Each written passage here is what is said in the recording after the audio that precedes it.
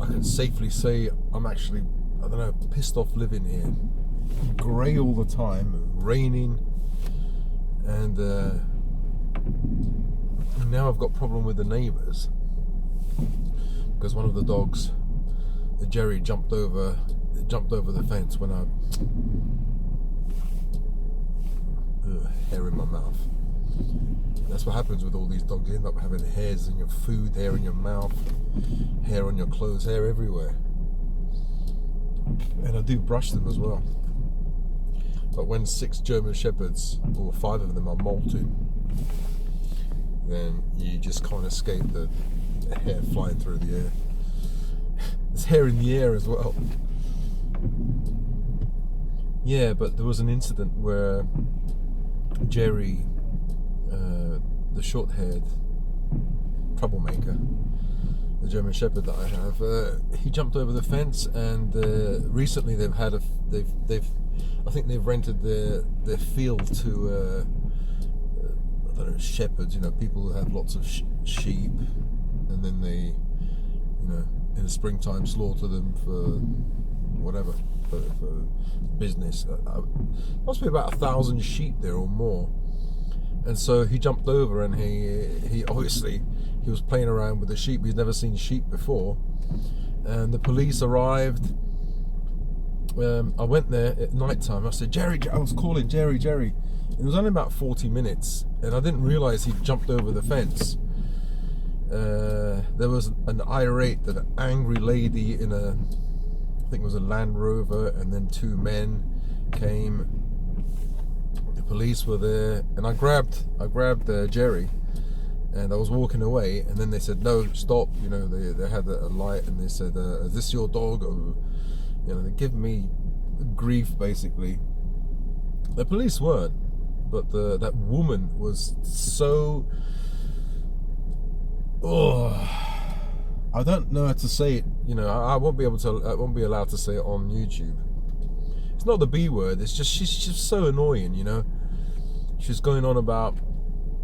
Yeah, obviously I was in the wrong because my dog jumped over the fence and was playing around with their sheep. And like the way they were acting is like the dog killed sheep or something. He I don't know. And so I asked the lady, has my dog killed any of your sheep? Because I was genuinely, I was genuinely like shocked. I didn't know what to say. She said, well, we'll have to check. We have video evidence. I said, of what? And she said, of the dog attacking the sheep. In my mind at the time, always at the time I can't say anything, but then afterwards I think about it. I should have said, what do you mean attacking the sheep? If he was attacking the sheep, does it mean he killed the sheep, he bit them? And she was going on about you shouldn't have a dangerous dog. The dog was sitting down. He was sitting down all he would, I should have said to her, if he's a dangerous dog, why is he not upset that there are strangers, as a police officer, a woman in a car, 2 men, like basically talking at me, and and emotionally I'm like frustrated. He will pick up on that. If he was a dangerous dog, he'd be barking his head off. He'd be wanting to attack you. If the lady got out of the Range Rover and slapped me in the face, he'd be still there going, he's not a bloody dangerous dog. I should have said, lady, you haven't seen a dangerous dog if you think this guy's a dangerous dog. Yeah, but obviously she meant like dangerous to her sheep. But I should have thought about it. I should have just said, well, he was just there, and like panting, and the police officer, like put the light on him. You would have seen if he killed or damaged or attacked the sheep, he would have had blood on his teeth. He would have had some kind of mark, I assume. Well, anyway, going back to, I haven't heard from them, but the police officer said, oh, there's a report about criminal damage and potentially vet bills. They're going to check the what criminal damage. it's a field, and it's got like, I think, two electric fences of like they're orange fences. Is that the criminal damage? Maybe he jumped over, maybe, I don't know, CCTV. What did he do? I don't think he did anything. So anyway, the police came to the house. This bloke, he came to the house, and he was okay. And but you know, think about this. This guy, a person comes, you know, into the house. They don't know that he is the police or whatever. The dogs, like a stranger comes to the house, uninvited, no appointment, right? And so obviously the dogs are going to bark, aren't they? I mean, are they supposed to be angels or so like trained to the ultimate level that they're supposed to just shut up there and not say anything?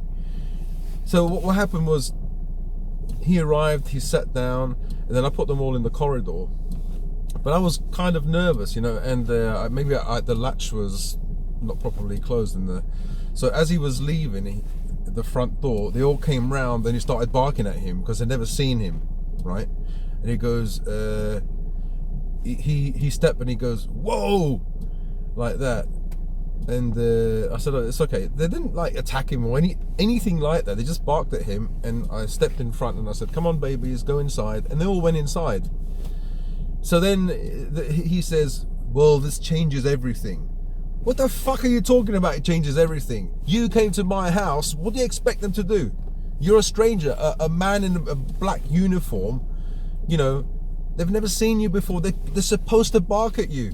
This changes everything. Well, basically, he meant that the dogs are loose. You know, you didn't close the corridor properly, so they're still loose. They're still allowed to go outside. So he said to me, like, when you take the dogs outside, they have to be on a leash, on my own property, on a leash, 6 of them, yeah? And if you go outside, they have to be muzzled.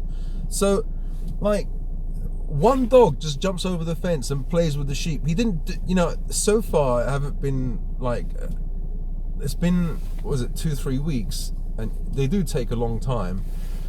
But all of the dogs have to suffer, because I said, look, I said, take a note. This is Jerry. He's a short-haired dog. The rest are long-haired and they've got dark eyes. He's got bright eyes. I don't want them punished for something that he may or may not have done. But he still said to me, all of your dogs, you can't allow them to go. Obviously, if one dog could jump over, the rest can jump over. That's understandable. But the other thing that he said, when you go outside, all your dogs have to be on a muzzle. Why? They haven't done anything. They have done nothing.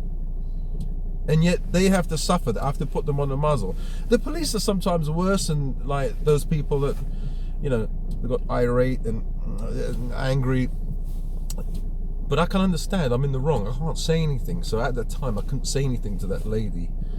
You know, I had to wait until, you know, the report comes back if there was any criminal damage.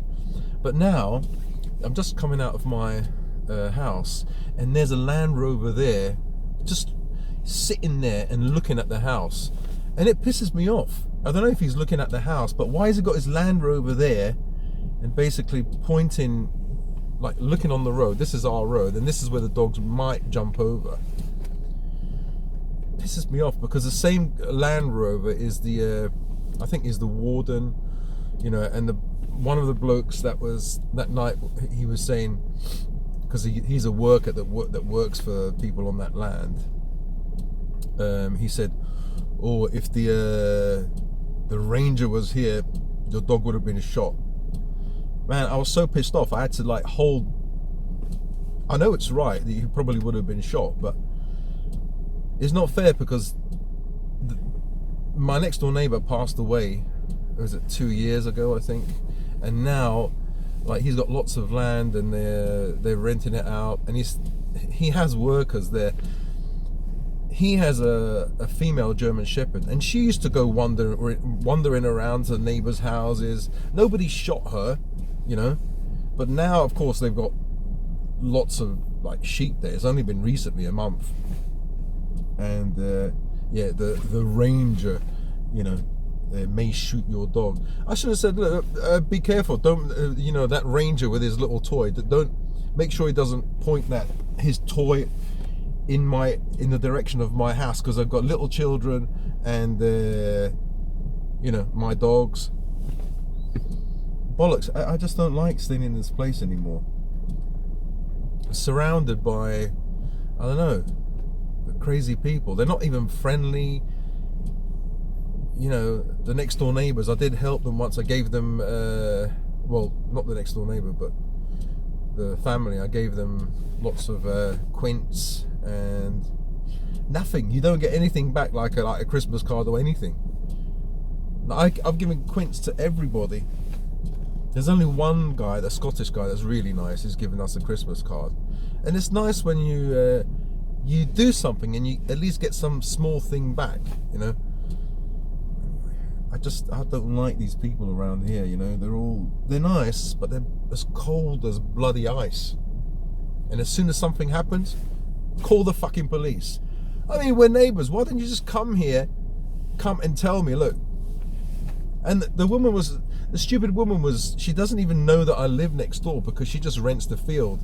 Where do you come from? She said. I said, yeah, I come from there. I should have said, well, what exactly do you mean? Where do I come from? Then she goes, how many dogs do you have? And I'm quite innocent, I'm quite simple. I'm just a stupid man. I just said, oh, I've got 6 dogs. I should have said, what's the colour of your knickers? Why do you have to know how many dogs I have? What is this, a fucking inquisition? I should have said, the police is there. If I will answer any of their questions, not yours. I didn't ask them any questions. But because you're in the wrong, you have to just take it up. You just have to shut up. And anyway, now I've got all my dogs with me, just to make sure that there's no chance of them jumping out of the windows, or because I've got a lady here, an old Chinese lady, but I can't trust her with the dogs, and I can't put that responsibility on her. So now, just going to the supermarket, I have to take all the dogs with me, 6 dogs in a car. And as I turn out, on the right hand side here, there's that Land Rover looking down this path. The amazing thing the woman said is, these are was it lovable pets or something like, not lovable, something like lovable pets. What a load of bollocks.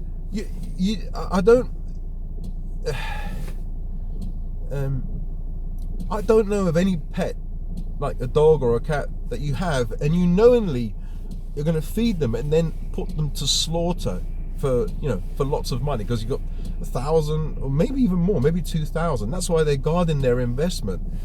Fair enough, like somebody makes a mistake, but she came out with some bullshit like, these are lovable pets.